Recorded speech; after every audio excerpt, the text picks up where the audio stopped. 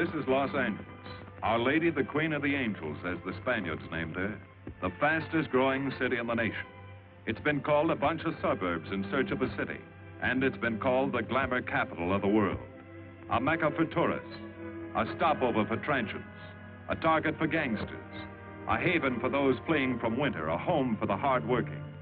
It is a city holding the hopes and dreams of over 2 million people. It sprawls out horizontally over 452 square miles of valleys and upland, of foothills and beaches. Because of that vast area, and because of a population made up of people from every state in the Union, Los Angeles is the largest police beat in the country, and one of the toughest. We're going to take you into the city hall where police headquarters are located. Here in communications are the ears and voice of the police. The lights on the complaint board flash 24 hours a day. Citizens reporting a prowler, a lost child, a man molesting a woman, an auto accident, a wild party. Spend an hour or two here and you will think the whole city has gone berserk. Minute by minute, the orders go out to the radio cars in the far-flung divisions. Watts and Wilshire and West Los Angeles. Hollywood and Hollenbeck Heights in North Hollywood. The work of the police, like that of woman, is never done. This is the case history of a killer, taken from the files of the Detective Division. The facts are told here as they happen. The story properly starts here in Hollywood Division headquarters at 1 o'clock of a June morning last year. Officer Robert Rollins had finished his tour of duty and signed out.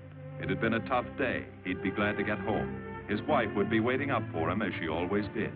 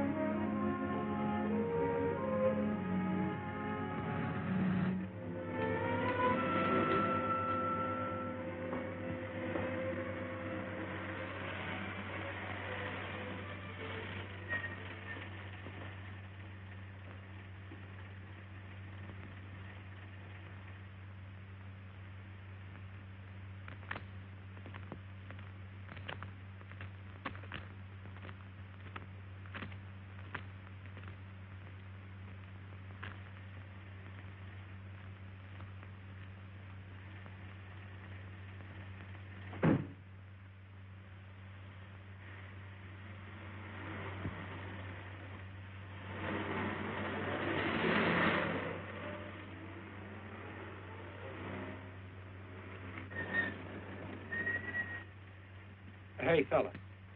Come here. What were you doing back at that radio shop? Just looking. I was on my way home. Live around here? Yeah, a couple blocks down. Let me see some identification. Sure. Yeah, I guess I forgot my wallet.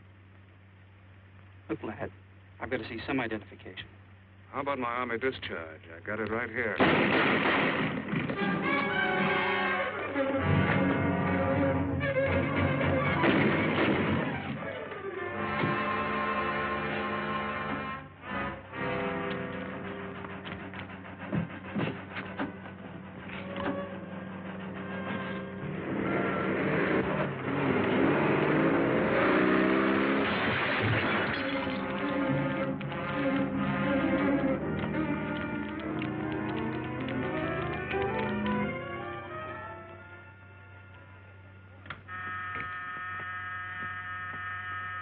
Police Department, Operator 27. I want to report the shooting of a policeman.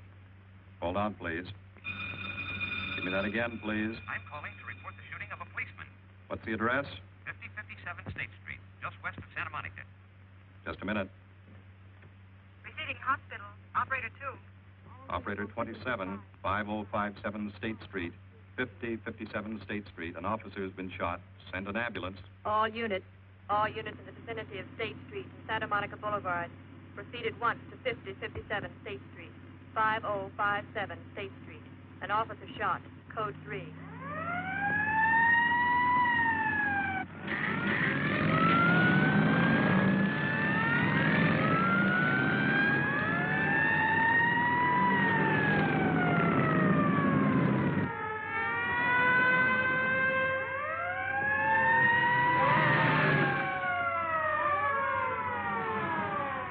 To Control 1. Control 1 to 80K. Go ahead. This is Breen. Instruct homicide to throw out a Dragnet and pick up all suspicious characters in the area of the shooting. Also notify Sergeants Marty Brennan and Chuck Jones to report to me at the scene of the crime. Control 1 to 80K. Roger.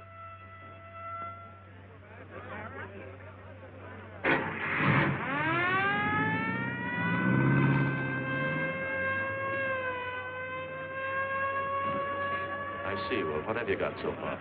Well, not much, Captain Breen. A couple of cartridge casings. Oh, Marty, Chuck. Hi, Cap. Eyewitnesses? Who was first on the scene, reported it? I was. I live here. I'm a light sleeper, but my hearing is good. And my cat... Did the officer say anything before he collapsed? Yeah, he gave a description of the fella. On the shooting of the officer.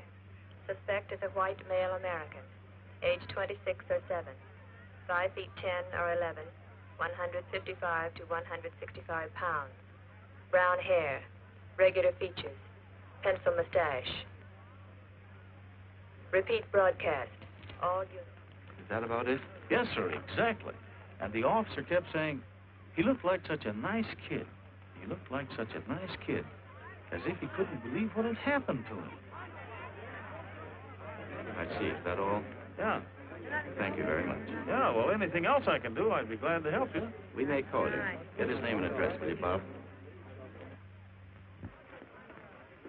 This door been checked, Lee? Yeah, it's okay, Captain. Find anything? Nothing but some smudges so far.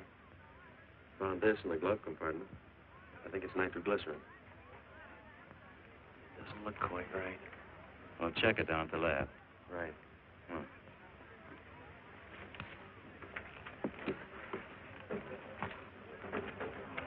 Open this up, Joe. No key, Captain. I'll try it open. Give me that bar, Frank.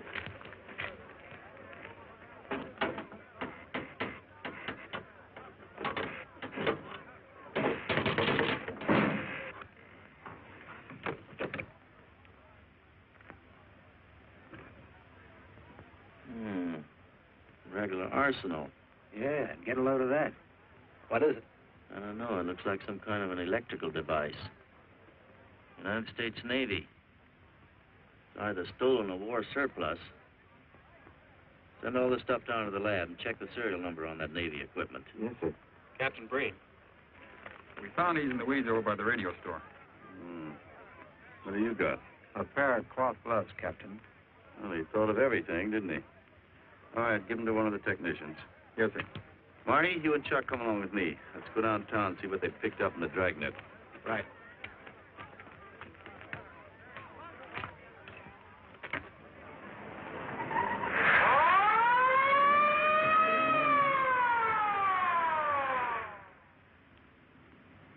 You know him, Marty? Yeah. I know his wife, too. Ever since high school. Captain, I wish you'd let Chuck and me handle this case. All right. I don't want any dead heroes. I just want the man who shot Rawlins. The suspects began to arrive at headquarters in droves. The police tossed every motel and hotel and many private homes in a 4-square-mile area around the scene of the shooting. Every available radio car and patrolman and detective was out on the Dragnet. The strings were being drawn tighter and tighter. Many a man returning from a date or a late party or a poker game surprisingly found himself in a squad car, its siren screaming as it brought him to the detective bureau. The Dragnet gathered in some strange fish, and many ordinary ones. All the rest of that night, the detectives probed, needled, questioned, quizzed. Everything was checked. Fingerprints, names, addresses, stories. Every fish in the net was examined. Most of them thrown back into the sea, not worth keeping. Except a few parole violators and slightly shady characters whose stories needed a lot of verifying. I wasn't prowling no cards. Just taking a walk, you know, getting in condition. You were running when the radio car picked you up. Yeah? Maybe that's why the guys call me Punchy. He's got a point there. 2 felony convictions, no warrant, no warrant. He's on parole. Book him, violation of parole. Let's have the next one, Joe. What were you doing in that vacant lot? The vacant lot. Lot? What were you doing in it at that time of night? Niệm của mình cũng cho lo ngồi ngồi xì hữu nội lo ngồi ấy sang tập cái miền miêu lúc dưới lại của ngồi sinh thành nhé ngồi thành ca giờ ngồi từ lừa đầu ra sang gì. You say your name is Ralph Henderson. So what? Well, you know, it's a funny thing, Ralph. There's a guy around this town that's been wearing your fingerprints. Only his name is Pete Hannon. Okay. So I'm dead. So what's one more confession in my life? Now you're talking, Hannon. Okay, Andy. Oh, Harry. What have we got here? Oh, some robbery suspects. Candidates for San Quentin. Handsome here is the big shot. He runs the outfit. Have a gander at his record. Car theft, escape from reform school, robbery, assault with a deadly weapon. Not bad. Look at the heater we found on him. German Luger, fully loaded. Redhead here tried to carve up one of the arresting officers with this pretty toy. Nice boys. By dawn, many minor wrongdoings had been uncovered, and a few incipient felonies. The checking of the suspects had been thorough, painstaking, and tedious. But all the work was for nothing. The man who had shot Officer Rollins was not among them. He remained no more than a description, a shadow of a man, mysterious, elusive, deadly, hidden away somewhere in the vast city. As for Rollins himself, he couldn't help. He was in a coma at receiving hospital. Mrs. Rollins waited out the long, tense hours while her husband fought to live. Many another officer's wife had so waited. Many another will. The word came shortly after sunup.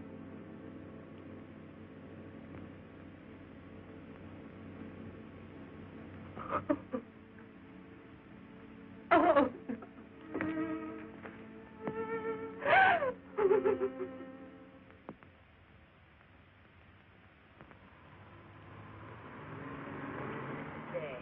A white male American, 26 or 7, 5 feet 10 or 11, 155 to 165 pounds, brown hair, regular features, pencil mustache. This was no frightened fugitive. What went on in his mind? Why had he set his hand against his fellow men, taken the life of another, of a stranger, of a man who was merely doing his duty? He must have some plan, some goal that called for sudden death to anyone who got in his way.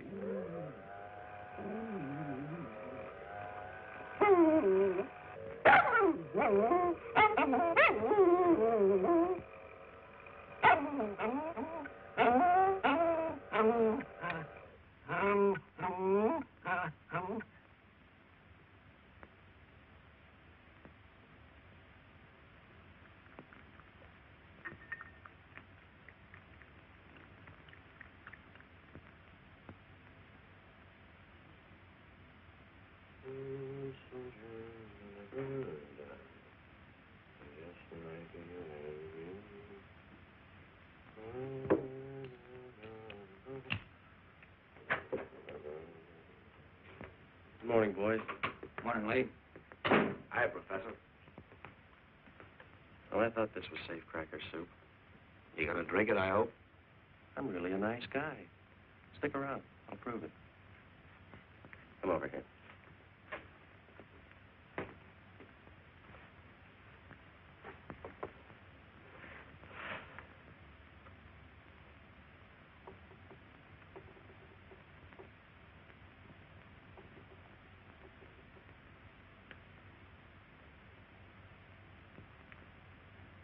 this for me, will you, Chuck? Thank you. Now, if you'll hand me that hammer, Marty. Thank you.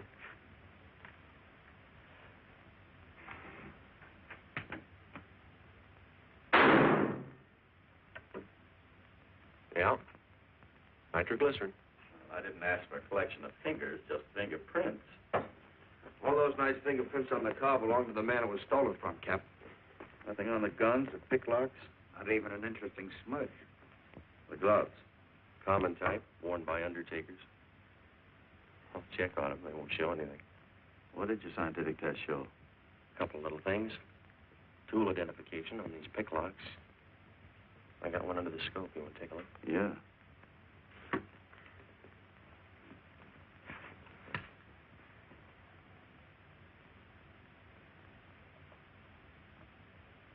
Take a look. I see. Well, it seems to tie the tool up with the lock. If that microscope would only tell us who did it. I'm working on that. No, only an amateur would carry that liquid dynamite in a car. This boy's no amateur. Took the precaution of desensitizing it so it'll take normal shock. Took a lot of other precautions, too. No fingerprints, no identification, nothing definite. Except he's scientific. Knows electricity. Is inventive. Yeah. I'm happy on the trigger. This is Captain Breen. Get me Captain Stevens of burglary, will you? I hate to disappoint you, Lee, but I think you've come up with something. Hello, Steve. How are you? Did your daughter's marriage come off all right? Good. Look, Steve, on those burglaries of electrical equipment lately, were there any where picklocks were used to gain entry? Good. Well, let me know if there's another report of one, will you? I've got an idea the Rawlins killer may be tied in with those. Fine. And give my regards to the newlyweds, too. So long, Steve. Well, what are you waiting for? You've got a job, haven't you? Get going. Yeah, let's go, Junior. Hold this for me, will you, Lee? Thanks. And so, with no fingerprints and only a vague description to go by, Sergeant Brennan turned to the modus operandi file. A criminal, like any human being, has his own habit patterns, unconscious traits that can lead to his downfall.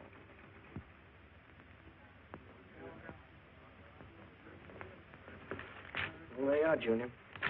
List of burglars who use picklocks for entry. Oh, great. This narrows it down to just a couple of hundred suspects in this area. Give me a match, will you?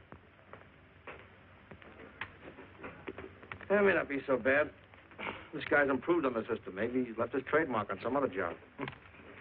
Well, here we go, legging it all over town, asking a million questions. What you paid for, isn't it? Am I paid to associate with you, too, Junior? You could do worse. Not this year. Come on.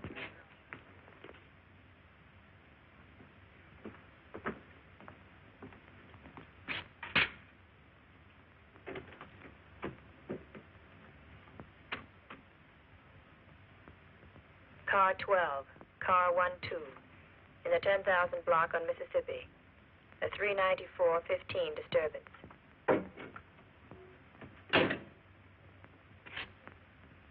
Car 80K, code 1.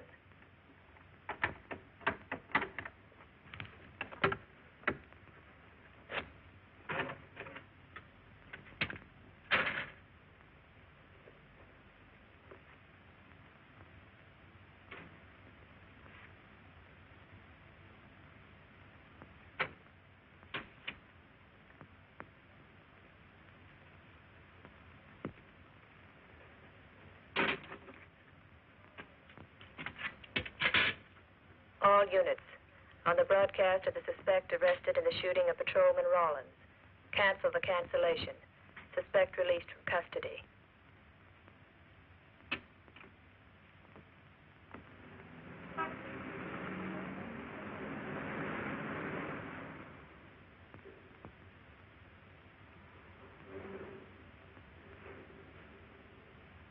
Oh, hello, Mr. Martin. You find Mr. Reeves in the machine shop.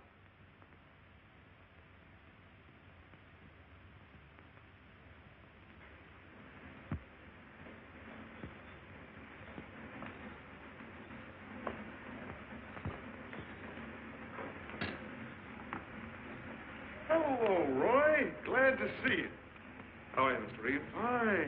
I was hoping you'd drop in. I wanted to thank you for showing us how to handle that repair job. Helped a lot.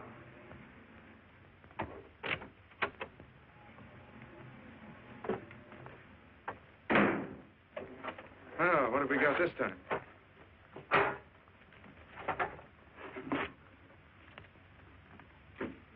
Silvergraph.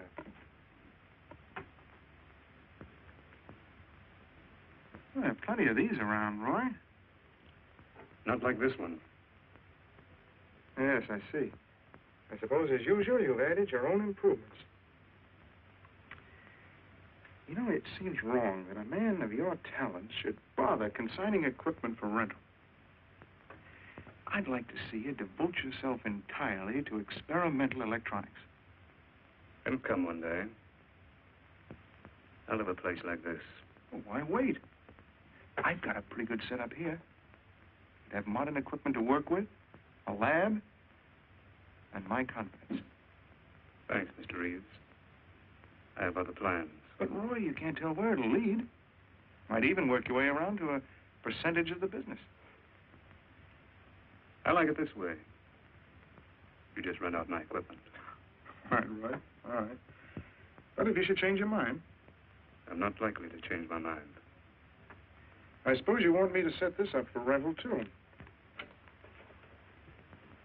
Mr. Reeves, you've already got 5 pieces of my equipment. And you'd like to know what results I've had from the rental so far, Well, I can't say as I blame you. I think you'll find this satisfactory. Satisfactory. Goodbye, Mr. Reeves. And you'll come back again soon, won't you? Sure.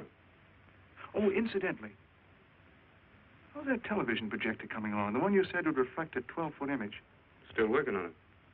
I just wanted you to know I've already set up a rental on it. In fact, I think they'd like to buy. It'll come pretty high. Oh, money is no consideration with this customer.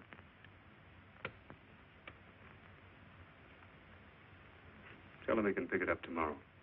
I thought you said it wasn't finished yet. It'll be finished.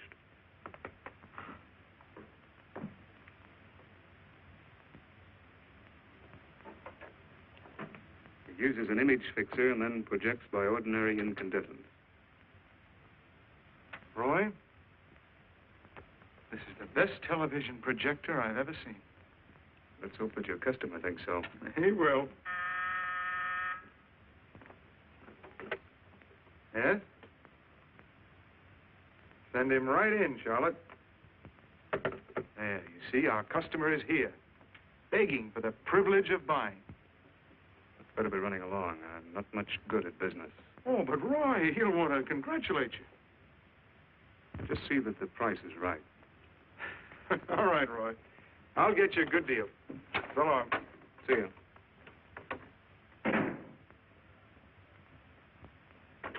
Well, Mr. Dunning, come in. Isn't it a beauty?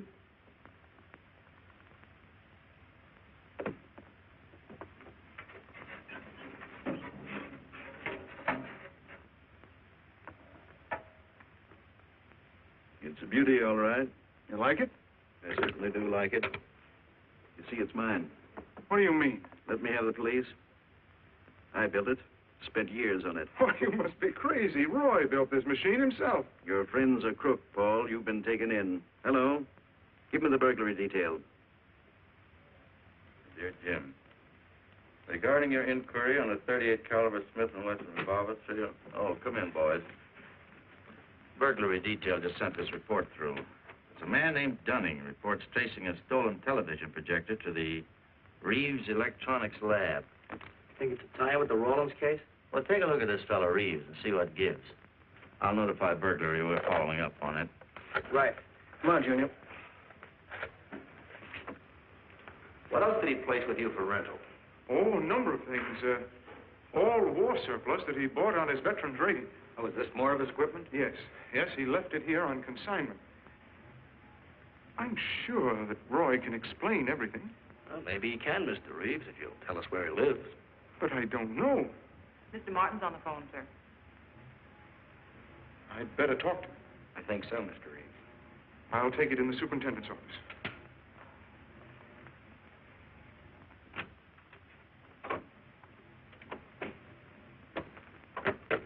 Tell him that you sold the set, and his money's waiting for him here. Find out what time he's coming by. Put Mr. Martin on.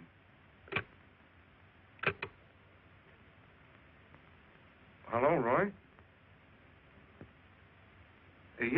Yes, I've sold it. Your money is waiting here for you. Yes, I'll be working late tonight. What time will you be by? First thing in the morning. Well, maybe you better come in tonight, Roy. A couple of things I want cleared up. Like what? Oh, technical things. Besides, I don't like to leave the money in the plant overnight. How about 8:30? Fine. I'll see you then. I'll leave the front door unlocked.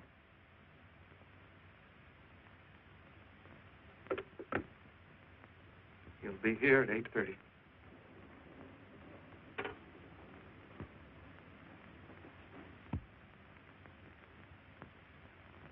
Well, I'll just run along home and get some dinner. We'd like you to stay too, Mr. Reeves. Why? For company. You want to cooperate, don't you, Mr. Reeves? Certainly. Good. Now, you just wait in your office. We'll be around. Very well. This way, gentlemen.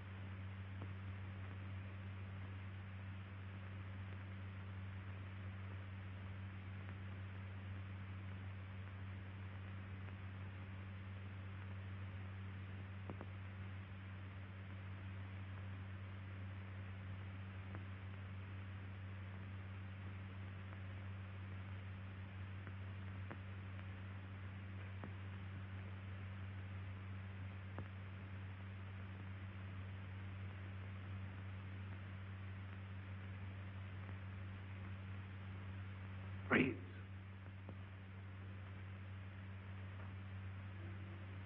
That you, Roy?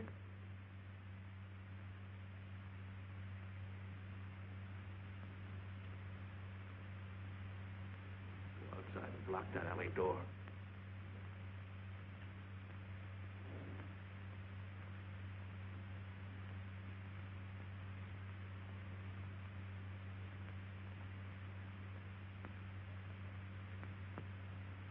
Where are you, Roy?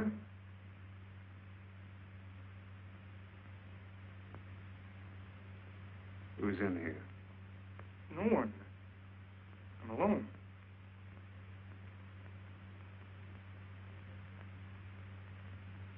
Come on in. I've got your money for you. Bring it out here. All right. Just a minute.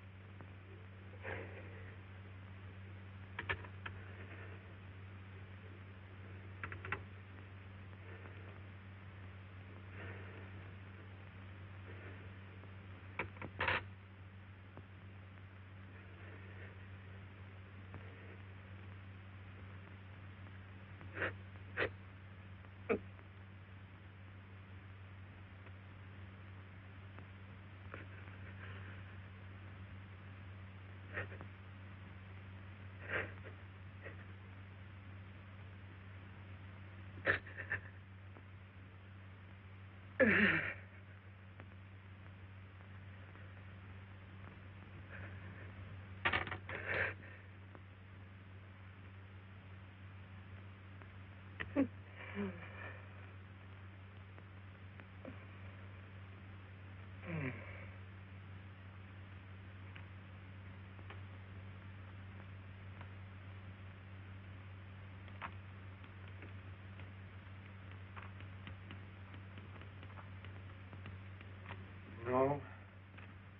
None of them even looks like Roy Martin. He had such a fine face. Didn't keep you from carrying a gun. Or didn't you know that? No, I didn't. I told you all I know, all he ever told me. What about his friends? Didn't he have a girl? No, I don't think so. He had no interest in anything but electronics. Where did he pick up the subject? Books, magazines. Mostly from the Signal Corps. He was attached to a radar unit. Get a teletype off to the War Department. That might help. Yes? Ready on your call to receiving hospital, Captain Breen. Hello, this is Captain Breen. What is the latest report on Sergeant Jones?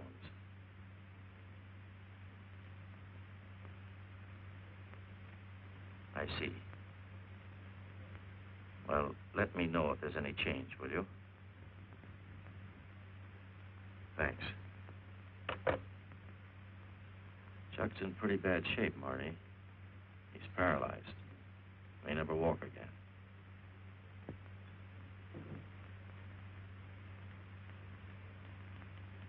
Oh, I'm sorry. It's funny that Martin showed up at 7 when he told you he wouldn't be there till 8:30. I don't know why. Except he was always unpredictable. I'll tell you why. Because you warned him. That's why he came early. That's why he came in the back way. But you heard me tell him the front door would be open. And the key didn't let him in the back way? He must have had one made. Why don't you tell us the truth? Marty.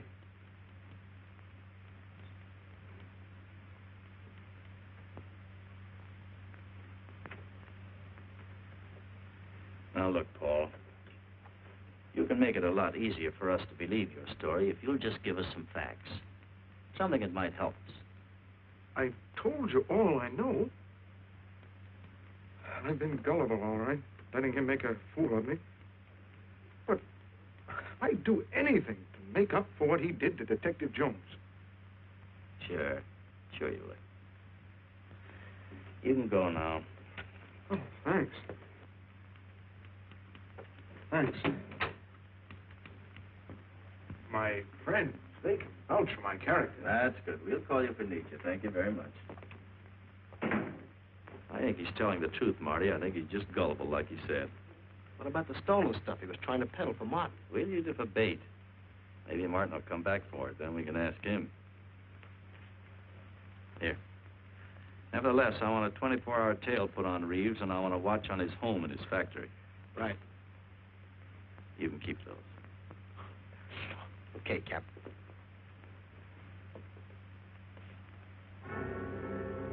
And now the killer changed his tactics, his modus operandi. It would baffle the police. They always expected burglars to remain burglars, not go in for stick-ups. They'd never tie this up with him. So wearing a variety of disguises, coming and going like a shadow, ready to kill if cornered, he struck the bottle stores in a one-man blitz that had the robbery detail dizzy.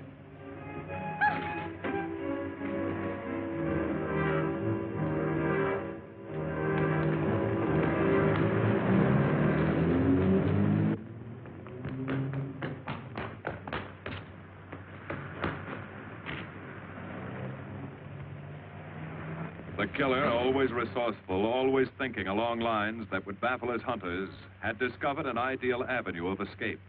Under Los Angeles is a vast and intricate system of huge storm drains built to siphon off the flash floods of the rainy season. Many of the tunnels are large enough for 2 cars to drive abreast. Here were 700 miles of hidden highways, ideal for the use of someone who needed to hurry from place to place without being seen. Ideal as a hiding place for guns and supplies in case of emergency. What does it mean? Well, the reason I asked you to come over is I think I've hit on something. An identification? No, not quite, but a tie-up. Now, these are the shells from the gun that killed Rawlins. These were fired in the liquor store holdup in which the bandit got away. And these were fired at Chuck.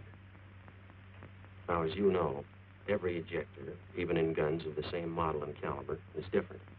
Each one leaves its own markings on the cartridge casing. Now look at these fine striations, this deep gouge. The same on all three. In other words, the man who killed Rawlins, and the man who shot at Jones and Brennan, the stick-up who's blitzing the liquor stores are all the same man. Right. All we need to know is what that man looks like. Get me Chandler in robbery, will you? I've got an idea about that. Also, it'll give us a chance to see if Reeves is on the level with us. Steve, Breen, about those blitz holdups you're on. Round up all the victims and have them down here tonight, will you? Oh, it's just a little scheme. Thanks, Steve. That's good. Now sketch another one of the same type, only this time thin it out a little, huh? All right. Hi, Lee. How's it coming? You ready for tonight? We'll be ready. Think it'll work? It should. Where'd you get the idea? From a kidnapping case in Chicago. I thought these slides might be an improvement over the method they used. Could be. Captain thinks so. Good evening, ladies and gentlemen. May I have your attention for a moment, please? You've all been asked to sit in on a little experiment tonight. We're going to try to build a picture of a face. A face of a man who's cunning, resourceful, and deadly. He's a man who killed a police officer. Now, some of you he held up at the point of a gun. You may have seen his face, remembered something about it. And we want you to tell us exactly what you remembered. Whether it's his hair, eyes, nose, or mouth. And we're going to try to put those pieces together so that they add up into a picture of the face of the man we want. Now, you can see how we're depending on you. Lights? Now, first, we're going to concentrate on the type of hair our man had. And if the picture looks anything like his hair, I want you to speak right up. All right, the first slide, Lee.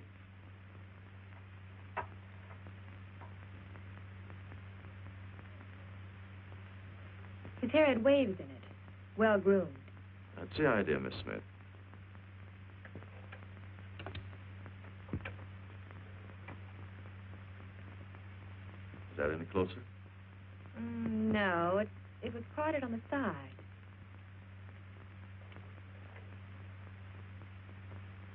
Oh, that's more like it, except it was thicker.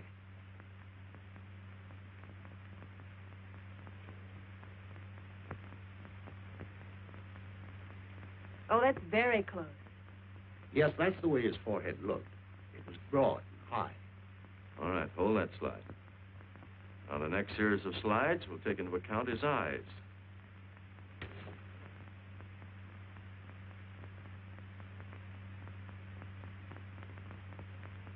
Oh, 1 minute, please. Wait, 1 minute. His eyes were a little like that. Maybe a little smaller, like beads. Go on, Lee.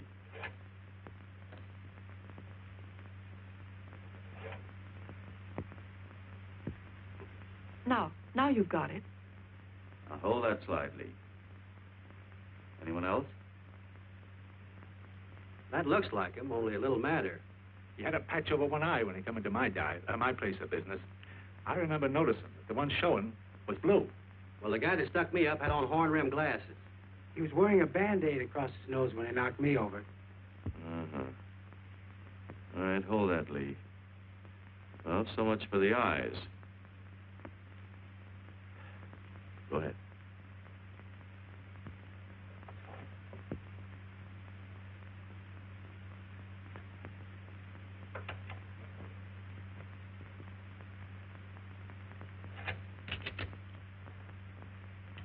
Señor Capitán.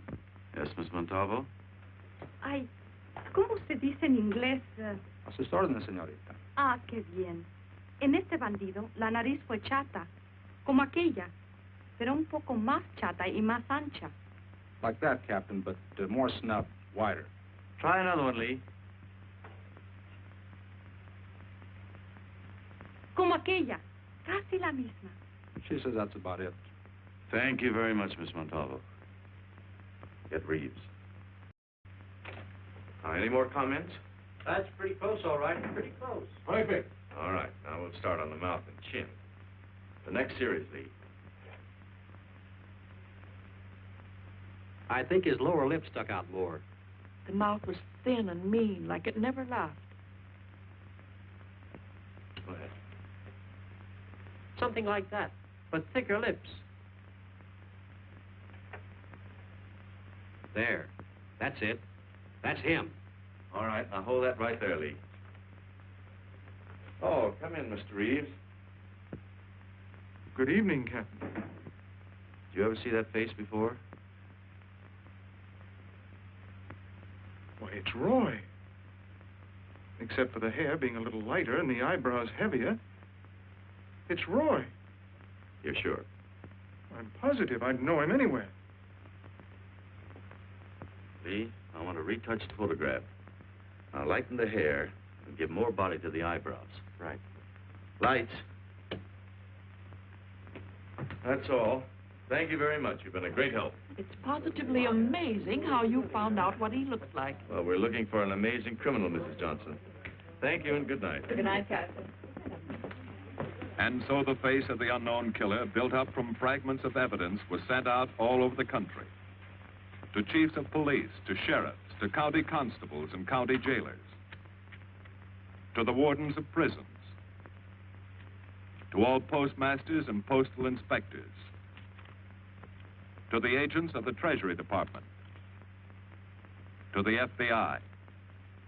They showed that picture to the inmates of jails and prisons, to men with a wide acquaintance among the cat burglars and the violence boys. Informers and conmen and sharpshooters were quizzed, those on the fringe of crime and those deep in the rackets. Many wanted to help. Nobody could. No one in the underworld recognized that mysterious face. He was as unknown as if he had lived in the 16th century.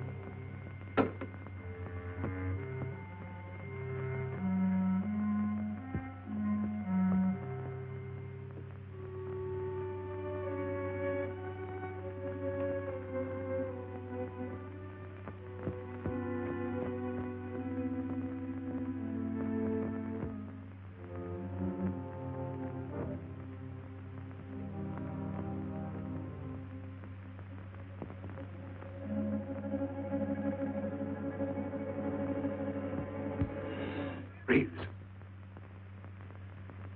Roy. Listen carefully, Reeves. Control yourself. I know you're alone in the house. Act like you're alone. Cops are watching every move you make. Police here? I got you staked out like a muskrat hide, watching you around the clock. Here at your plant, tailing your car. Sit in that chair. Pick up 3 books.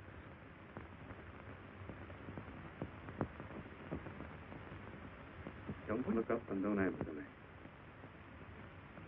All right. So glance at the book.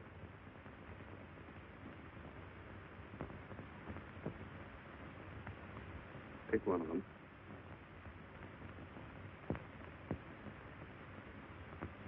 Okay. Now, that's the book you want to read before you go to bed. Now, Get up and turn off the lamp.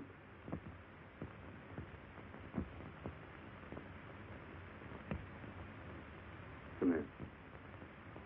Come here.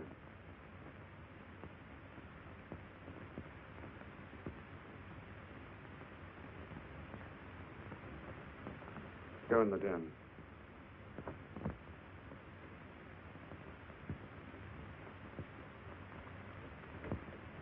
Follow the straight stack.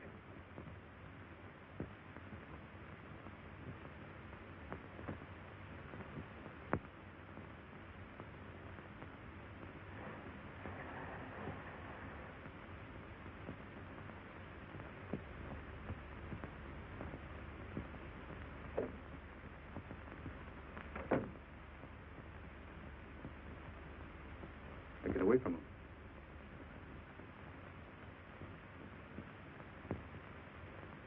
What do the cops know about me?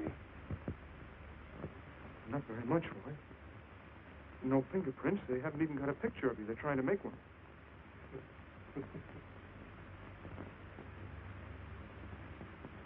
How much cash you got in the house? None. I never keep any cash in the house. It isn't good business. Suppose you think it was good business, letting me walk into that trap. No, I know. Don't do anything you'll regret. Now listen to me. It isn't too late. Give yourself up. Come to your senses before you kill someone else.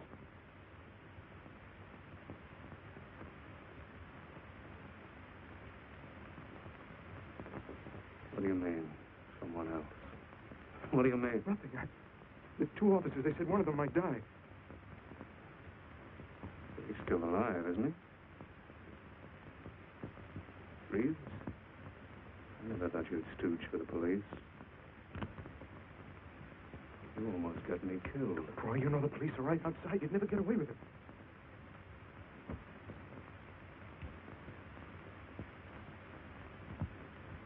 That's right. Now you're being sensible.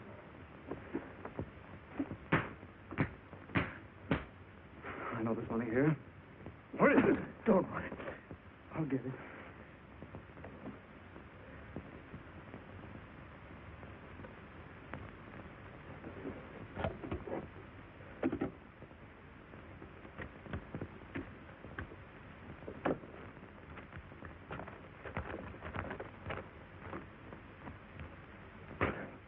It's not enough. Stuff you've got in mind is worth thousands. I'll get more. Get it. Keep it handy. I'll be back next week and next month. But get it and have it ready. Just give me time.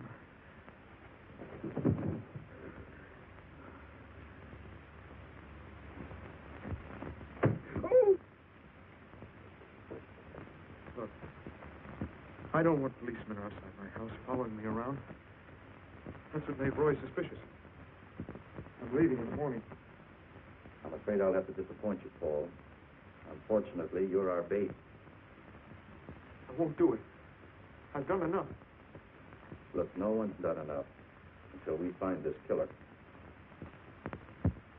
I asked you to keep a sharp lookout on this house, Marty. I did. Two of the best undercover men in the department were assigned here. I didn't keep Martin from getting in. What's the matter? You tired?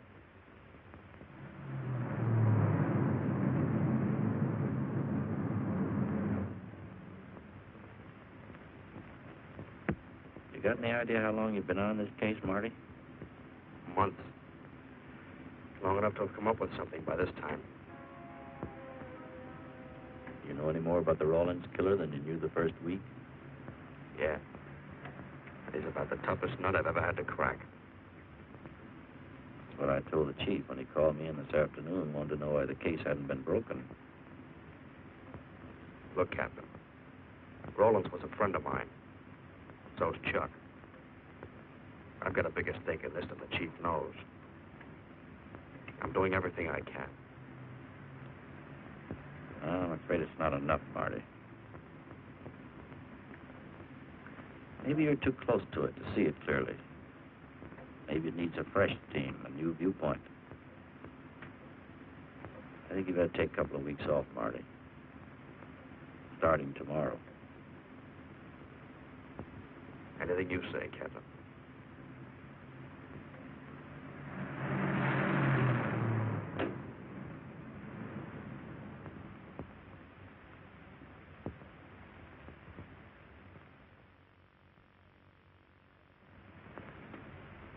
Hiya, Marty. Hi, Chuck. Meet Miss Scanlon, my new bodyguard. He's the one I've been telling you about. Oh, you mean the one with the steel trap brain? How do you do? Hello. Say, this guy been behaving? After a fashion. See, she takes me out in my go-kart, puts me to bed, wakes me up, dresses me. You're perfectly capable of dressing yourself now, Mr. Jones. I'll be back in a few minutes. Well, how's it been going, Junior? Oh, pretty good, Chuck, pretty good. Is that why you're off the case? How'd you know? Breen was in to see me this morning. Oh. Suppose he also told you they put a new team on the case. He told me everything. Yeah. Let's see what his new boys dig up. Well, maybe they'll examine the facts of the case a little more carefully. What facts? That our man's sharp, that he's intelligent and works alone, that he has no record, never leaves a fingerprint and knows every move we make?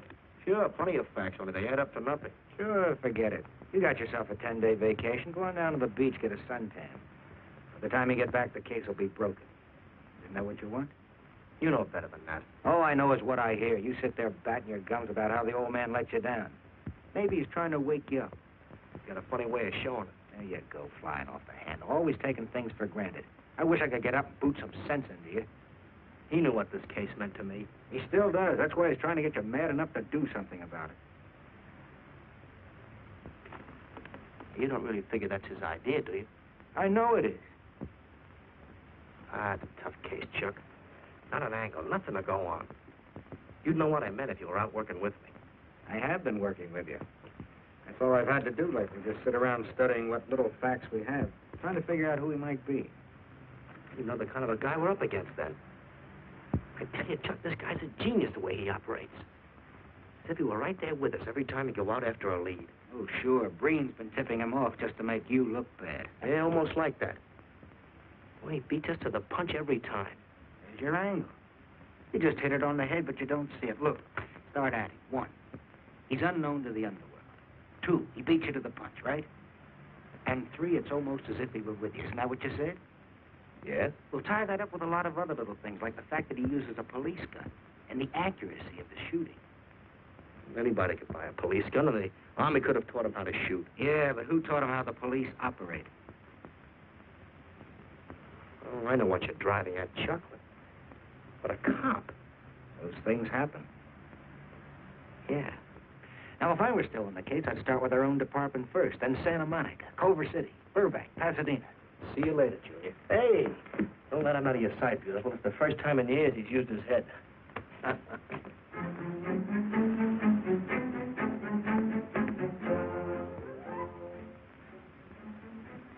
But you get a print of every mug we take. We always send L.A. a copy, Sergeant. It's personnel photos I want. You mean of our boys? That's Roland's killer, isn't it? That's right. You've checked your own department. We did that first.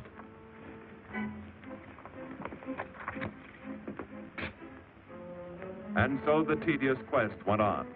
Sergeant Brennan wore out his shoes and his patience, going from police station to police station, checking photos until his eyes were blurry.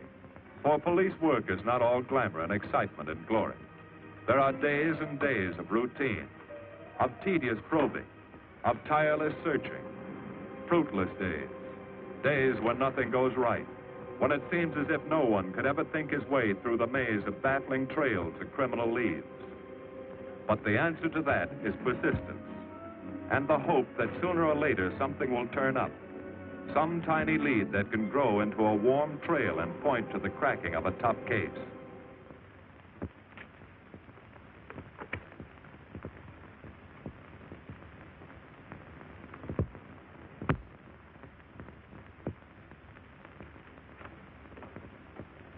Well, that does it, boys. Can't say I'm sorry you didn't find him in here. I'd hate to think it was a cop. Doesn't seem to be anybody.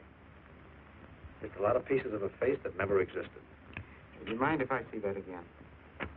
Sure, frame it. Put it on your dresser. Wait a minute. He wasn't a cop. He was a radio technician right here in our dispatch office. What did you say? I'm saying he worked here in 42. Well, come on, give. I remember the kid well. He was sort of strange, never bothered with anyone in the department, just kept to himself. But he was in line for promotion when he was drafted. Where was he living at the time? I don't remember. Try the dead files. He never asked for his job back after the war. I remember writing to him about it, though. He was an excellent worker. Oh, yeah, here we are. Yeah, this is it. Took a while before he answered, but like he says in the letter, he wasn't interested.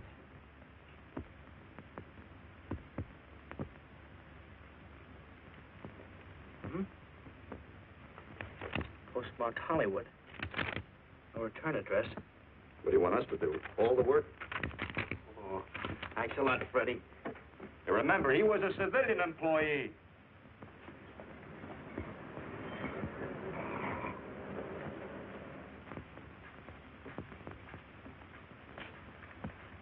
Well, how about it? Anybody recognize him? Not on my route. I never saw him before. Okay, fellas, thanks very much. I thought for a minute. He had that face. I wondered. Yeah? Well, this may not mean anything, but he looks like a guy that's on my route. He never gets any mail, but I see him around here all the time. He lives in one of the courts. Where? Come on, I'll show you. It's not that easy. What time does your route take you past those courts? About 9 o'clock. Why? Just thinking.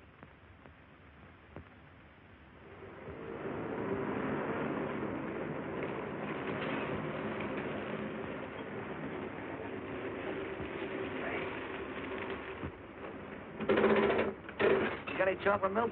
Sure have, buddy. Yeah. Thanks. What's your parking? Straight on back. Second in the yell. Number 7. Right. Kind of warm today, huh? Oh, it's not too bad for this time of the year.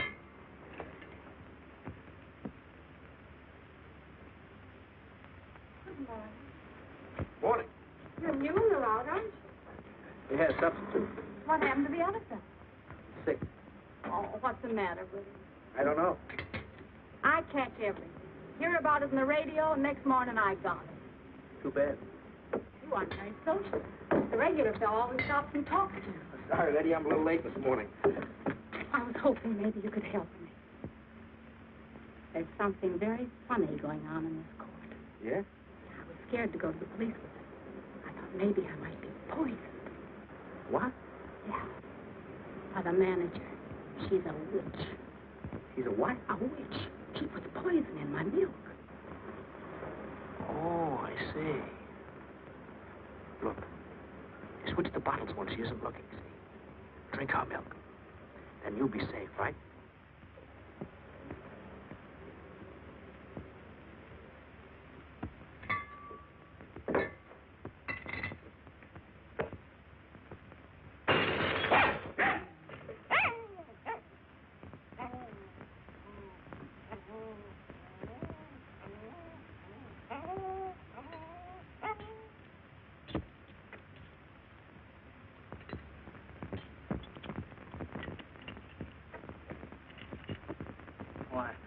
Had a little accident. Got him up, I'll clean it up. Leave it be, I'll clean it up myself. Okay, mister.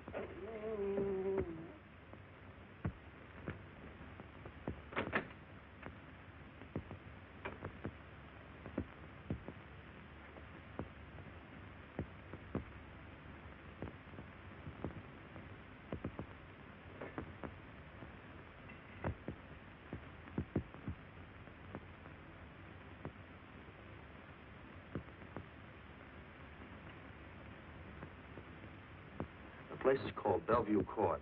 I drew this from memory, but it's pretty close. That's where he's hiding out, right there. You sure he's our man, Marty? Captain, I couldn't go wrong on that face. He's our man.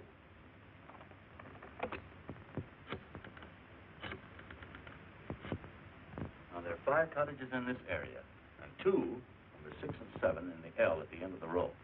Our man lives in number 7. This building department plan will show you the whole layout. It's bounded on 3 sides by Fuller, Santa Monica, and Poinsettia. Now, the court is partly surrounded by a high wall. Breen, homicide. Good. You keep your eyes open until we get there. Morgan has just gone into his bungalow alone. Any questions? All right, you all have your instructions. Let's go.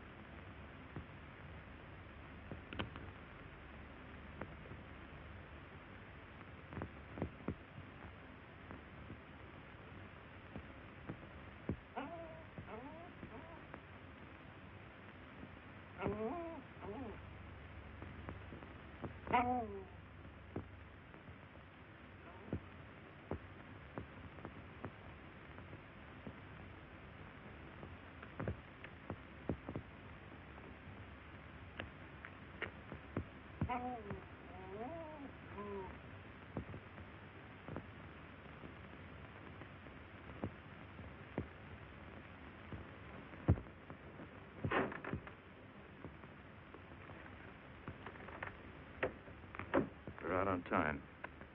Wait 5 minutes. Go around and block the side entrance. Keep your lights off.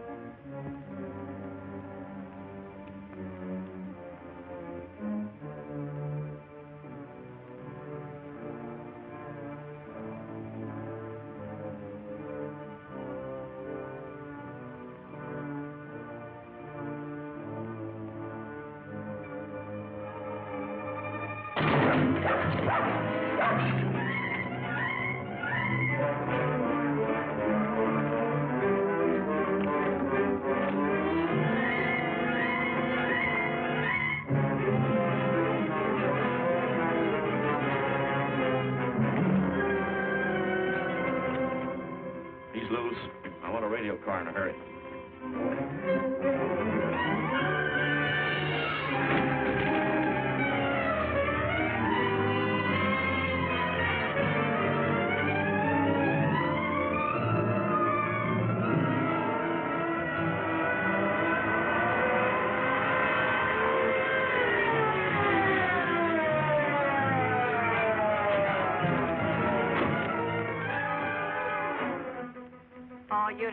All units in the vicinity of Santa Monica and Fuller.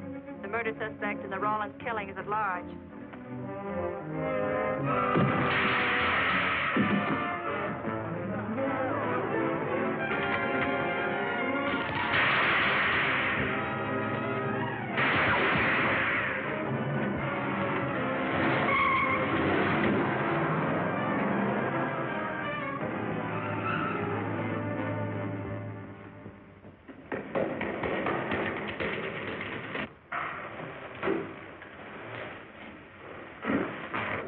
I want a map covering the storm drain system in this area. Get it? Meet me at Venice and Garfield. Jones, Miller, you stay here in case he comes up for air. I want a man at every other drain entrance along this line. Got to come up somewhere. Come on, Marty. You're driving.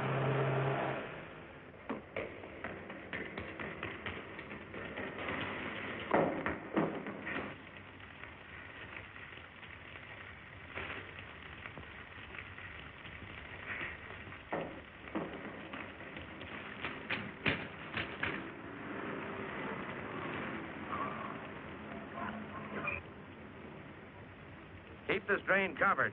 It's liable to pop out anywhere.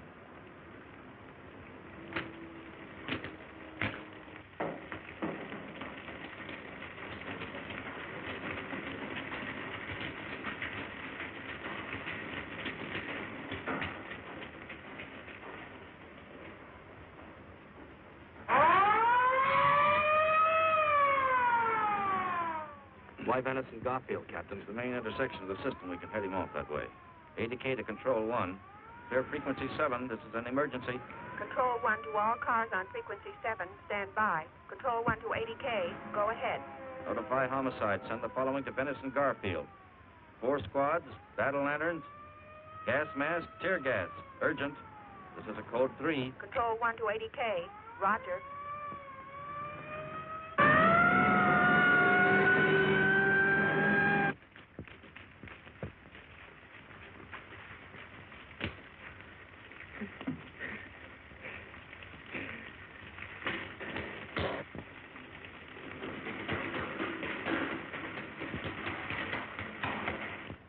Probably head down this main drain to where it comes out at the Rio Hondo.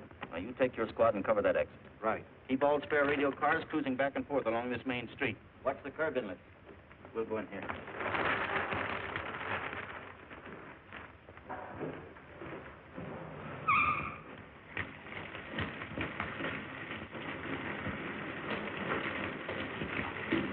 Any sign of him? No. And we've searched every foot between here and the Rio Hondo outlet. And he must be up ahead.